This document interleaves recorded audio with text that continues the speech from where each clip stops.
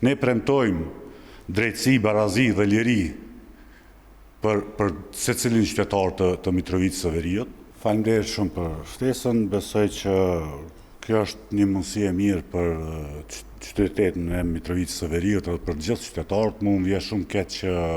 kandidatë tjerë nuk e kanë shfrytzuar këtë mundësi që të dalin para qytetarëve dhe të kërkojnë edhe votën, po normal edhe të shpalosin programin e tyre. Ne si iniciativë qytetare e kemi edhe si slogan jo tani, po prej vitit 2021, dashni në veri. Edhe ne mendojmë që,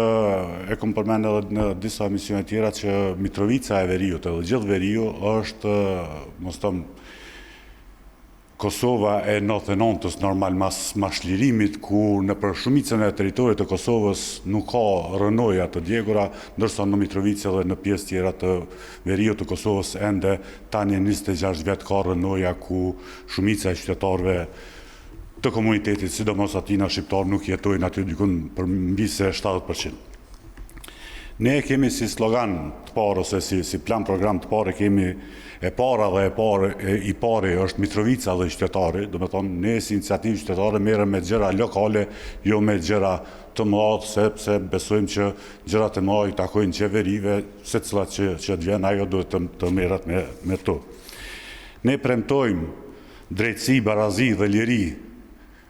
për secilin qytetar të Mitrovicës së Veriut, që kjo ka mungu tani 26 vjet, do me thonë edhe tani ka mungon kjo. Ne mendojmë edhe punojmë që kultura, duhet të investojmë shumë a shumë në kulturë në Veriun e Mitrovicës, sepse kultura ndërton ura që nuk janë të dukshme në sy, po janë të dukshme në shpirt dhe në zemër të secilit qytetar, edhe për këtë kemi punu tani si iniciativë qytetare, po që se marrëm pushtetin atër, do të punojmë me full kapacitet dhe normal me resurse, se gjitha këto aktivitete që kemi bë në mënyrë vullnetare. Faleminderit, Betim.